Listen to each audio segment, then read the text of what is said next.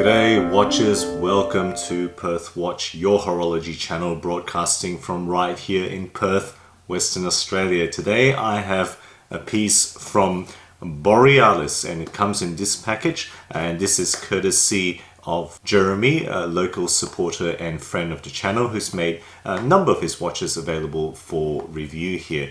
Now Borealis watches have been around for a number of years now. They're based in Portugal and they do seem to be fairly well known among watch enthusiasts, at least in the number of posts that I've seen on forums. And I like the website being relatively straight up and down, no flourishing marketing. It just says that they are dedicated to producing reliable, professional and affordable watches, and they do that by sourcing the best value components from manufacturers of quality components around the world. So check out their website for more details if you wish. And now without further ado, let's flip the camera around and take a closer look at this guy. Alright guys, so here we have the package on the table. Very simple cardboard blocks, nothing more than that, which is a bit surprising given the price that this sits at. I don't mind if everything is focused on the production, but usually at this price you expect something a little bit more, even from Seiko. And now spinability is excellent, right? This is pretty much a 5 out of 5. With these kind of cheapo cardboard boxes, they tend to spin in excellent way. All right, so there's a simple cushion here. I'll just put that aside, and then a warranty card, nothing much more in the box. So let's just open this up, okay, and show you the watch in closer detail. So here we have what is of course the Borealis Estoril 300, so 300 for 300 meters, and Estoril, as far as I know, Estoril is a town or city in Portugal, right? And which is where this brand is based. And I think that's just where they've taken the name from. But correct me if there is a further reference to Estoril that I'm not aware of. So as far as I gather, the original 2016 release of this watch went for around 430 USD. That's historic, and it's no longer, of course, listed in that original sense. But the current pre-order is also asking for around that price. Let me know if you have recollection about what the original pricing was like. Okay, so first up, let's talk about the movement, which is what I usually do. So the movement in here is the Miyota 9015, something that you've seen before in my channel, and the stats are going to be down the left side of the screen there. Yes, they haven't gone for the no date variation in this case. They've actually gone for the 9015. So unfortunately, there is a ghost date position on this watch. Some people really dislike ghost date positions. I don't mind. No ghost date ever did me any harm, so it's okay to me. It would be slightly nicer if they went for the 9039, for example. Rater accuracy, you can see down the bottom left of the screen there. In actual use, this is running well within that at plus 8 seconds per day. In the 1 week I've had this running on the wrist.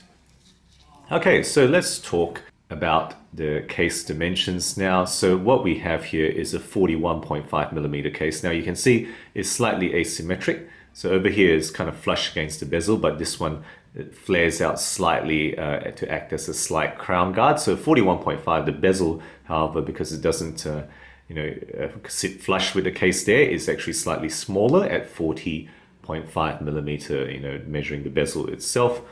Thickness of the case to the top of the crystal is 12.8, but if you're going to take into account the NATO strap here, and which I think in realistic terms, in real life, you would have to take that into account, it's actually 15.5 millimeters in the overall thickness. So the NATO adds close to 3 millimeters there. The lugs are 20 millimeter lugs a la Seamaster 300, which this homages.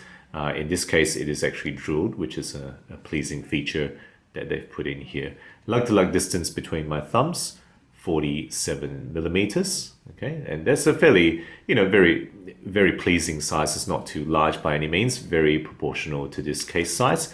And overall weight on the NATO strap is 90 grams, so it is actually a relatively lightweight overall.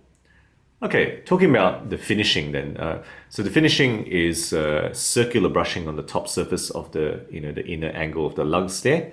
longitudinal brushing on the side, and then it goes into circular brushing on the bottom of the case there. There is a very nice knurled bevel there, a la Seamaster case, case craft, and they really have done this very nicely. I have to say, this is not very short of modern day Omega. So brush, transitioning to that nice polish, transitioning to brush is very nicely done, and they've really homaged those lugs very nicely, I feel. Okay, the case back, I'm not gonna take off this NATO because it sits fairly tightly on the spring bars. I'm gonna show a screenshot here. So the case back is polished, screw down solid, right, with that mermaid artwork in the middle there. It has a screw down, just a very simply signed crown with a B for Borealis, and as noted earlier, the rating is 300 meters for this watch here. All right, now let's move on to the dial. So the dial here is, what I feel is a very flat, matte, black, monochrome dial, right? Really, it's really quite monochrome. There's no color splash on here. Wholly printed details, so every single bit, including the chapter ring and the numbers, are all printed. It's got classic sword, baton, and arrow handset, and that's completely taken from the Seamaster handset, the vintage Seamaster 300 handset, and it's got BGW9 Super Luminova on all the usual spots, as well as a full loom bezel, which has been done fairly nicely. Loom shot right here, of course, for you guys to see how it looks like in the dark. Okay, so surrounding the dial is 120 click unidirectional dive bezel with a sapphire cover. Okay, so there's a sapphire cover over it. Hopefully you can appreciate that as the light plays on it. You can see it's reflecting, and that's what that sapphire cover gives you in terms of that finishing, that appearance. Let's listen to it. Very soft. So 10, 15, right, 20. So 120 click unidirectional, minimal black play. It's very soft and gentle, but the fitting is pretty good because he really has hardly any back play at all, when handling this watch here. Okay, and then on top of the dial is a double domed sapphire crystal with a very slight box edge, and it's got internal anti-reflective coating, right? And fairly nicely done, I have to say. Nice crystal that sits up slightly proudly on top of the bezel there.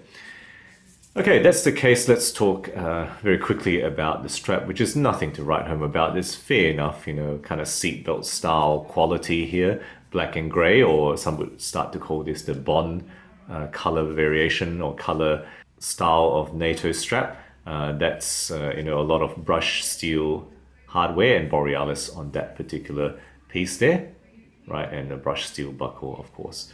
All right, so that's the entire description of the watch. Let's put it on the wrist now for a wrist shot for you guys.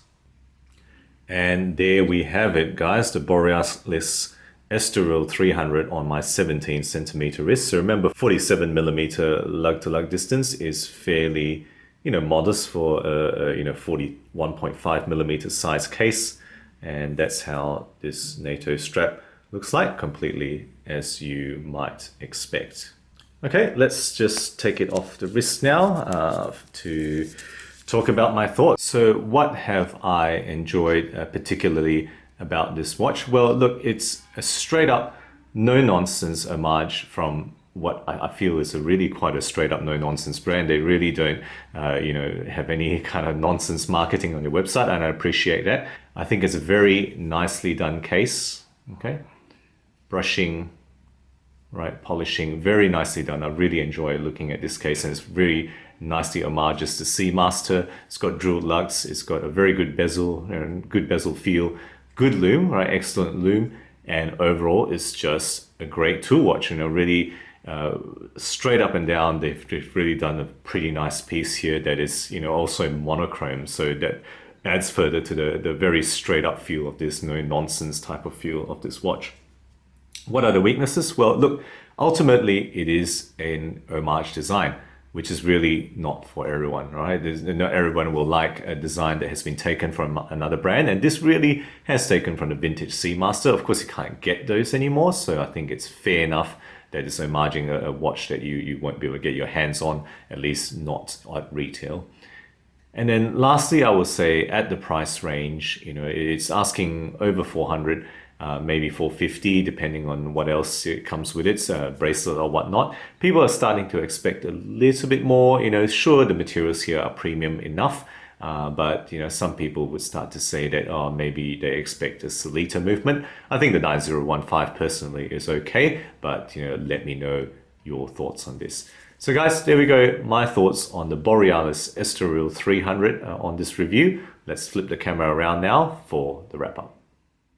So there you go guys, my review of the Borealis Estoril 300, the homage to the Omega Seamaster 300, the vintage model that is. And I think overall it's a pretty well done homage, and I like it that it is actually an homage to something that is nearly impossible or very difficult for most of us to get our hands on anymore. Let me know what you think about this piece, or if you own any Borealis watches or have any experience with the company. Would love to hear your thoughts. I think for the price, the quality and the effort that has gone into this particular homage, particularly the casework that they've managed to produce, I think it's actually reasonable. But some of you may feel that the price can be a little bit sharper.